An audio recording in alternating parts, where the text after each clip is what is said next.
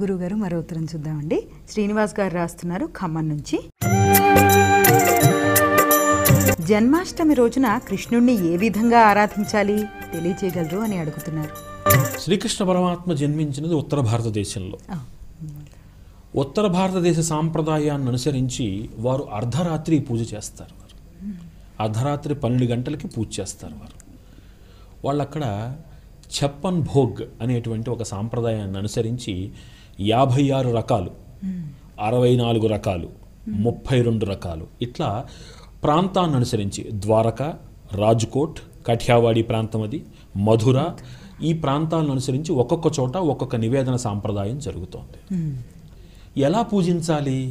శ్రీకృష్ణ పరమాత్మ ఇప్పటికి కాదు ఎప్పటికీ మీరు విగ్రహ రూపంలో కొనుస్తుంటే పాకే కృష్ణున్నే కొంటారు మీరు, లేదా ఉయ్యాలలో ఉన్నటువంటి కృష్ణున్నే కొంటారు తప్ప చక్కగా అంత పెద్ద కృష్ణుడు చాలా తక్కువగా కొంటారు. అది అలంకారం కోసం పెట్టుకుంటారు తప్ప నిజమైన కృష్ణుడు ఉయ్యాల్లోనే ఉంటాడు. అంటే అర్థం ఏంటి? ఈనాటికి మన కృష్ణుడు బాలకృష్ణుడే, ఎప్పటికీ మన కృష్ణుడు బాలకృష్ణుడే.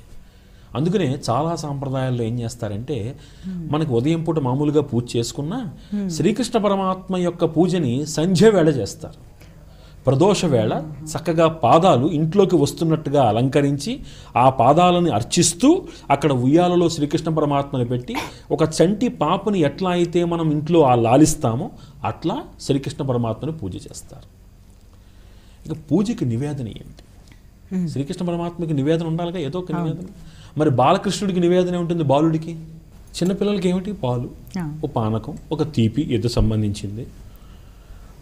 ఆ పాదాలను అర్చించడం ఇంపార్టెంట్.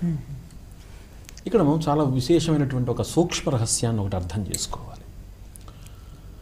కలియుగంలో దైవానికి రూపం ఏమిటి? కలియుగంలో దైవానికి రూపం ఏమిటి? వ్యాస మహర్షి వారు ఒక మాట అంటారు, కలియుగంలో దైవము ప్రత్యక్షము కారాదు. ఓకే, వ్యాసం వసిష్ఠనప్తారం శక్తే పౌత్రమకల్మషం పరాశరాత్మజం వందే సుఖతాతం తపోనిధిం అని శ్రీ విష్ణు సహస్రనామంలో కీర్తిస్తారు ఆయన్ని, వ్యాసుల వారిని.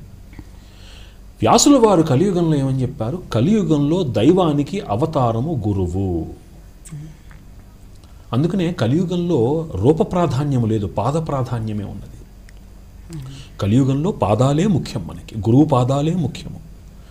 ఎవరిని పడితే వాళ్ళని గురువు అనకూడదు. మళ్ళీ గురువు అనేదానికి ఒక ప్రమాణం ఉన్నది. ఆ ప్రమాణానికి సహేతుకమైన ప్రమాణం ఎవరు అంటే శ్రీకృష్ణ పరమాత్మ. కృష్ణం వందే జగద్గురు, అంతే. జగత్తుకి గురువు ఎందుకు అయ్యారు ఆయన? గీత వంటి మహాగ్రంథాన్ని, సూత్రాన్ని ఇచ్చారు ఆయన. భగవద్గీతను మించినటువంటి శాస్త్రం ఏమున్నది మనకి? ఏం ప్రమాణం ఉన్నది జీవితానికి? ఇంకా ఎవరికైనా ఈనాడు మీరు కోర్టుల్లోకి వెళ్ళి ప్రమాణం చేయాలన్నా భగవద్గీతే కావాలి. ఆదిగా అంత్యముగా జీవితంలో ఎక్కడికి చేరుకోవాలి అన్నా గీతే కావాలి. అలాంటి ప్రమాణాన్ని ఇచ్చారు గీతకి, గీతతో మనకి. అందుకని ఆ పాదములు మనకి రక్ష. అందుకనే శ్రీకృష్ణ జన్మాష్టమి ఇది ఉత్తర భారతదేశ సంప్రదాయం అని వదలడానికి లేదు మనకి.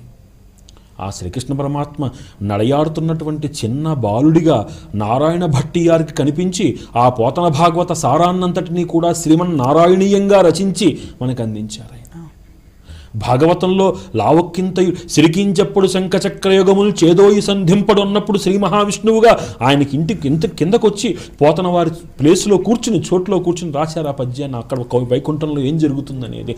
అంటే సప్రమాణికమైనటువంటి ఆ రూపము, గురుస్వరూపము పాదములు.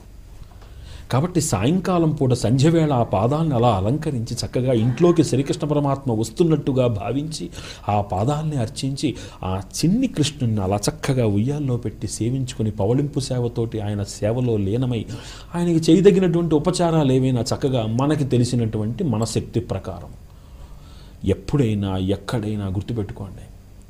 గీతాచార్యుడు వాళ్ళు ఒక మంచి మాట చెప్తారు. ఏమిటంటే, నేను ఎన్ని కోట్లు వేలు ఖర్చు పెట్టి పూజ చేశాను అనేది భగవంతుడు చూడడు. నేను ఎంత శ్రద్ధగా నా సమయాన్ని భగవంతుడి ముందు వినియోగించాను మాత్రమే చూస్తాడు. ఆ వినియోగమే ముఖ్యము. ఆ సమయాన్ని భగవంతుడి దగ్గర నా ఇంట్లో నా చిన్ని పిల్లాడిని నేను సేవించుకుంటున్నట్టుగా ఆ అమృతతుల్యమైనటువంటి భావనతోటి శ్రీకృష్ణ పరమాత్మని సేవించుకుంటే అంతకన్నా ఏం కావాలి? కాబట్టి దీనికి ప్రమాణం ఏమిటి అంటే చిన్ని కృష్ణుడి పాదాలను సేవించుకుంటూ ఆ చిన్ని కృష్ణుని ఇంట్లో ఉన్నట్టుగా భావించి పూజించుకోండి. మీ శక్తి 64 వంటకాలు చేయలేకపోతే ఒక్కటి చెయ్యండి, చక్కగా చేసేది శ్రద్ధగా చెయ్యండి. అటుకులు చక్కగా వడపప్పు, తర్వాత అటుకులు, బెల్లం, పాలు వేతనలు పెట్టండి చాలు. భగవంతుడు ఏం పెట్టామని చూడడం, ఎలా పెట్టామనేది చూస్తాడు. అలా శ్రద్ధగా మీరు చేశాడా, మీ ఇంట్లో భగవంతుడు అలా కూర్చుని ఉంటాడు, మీ సేవలు స్వీకరిస్తాడు.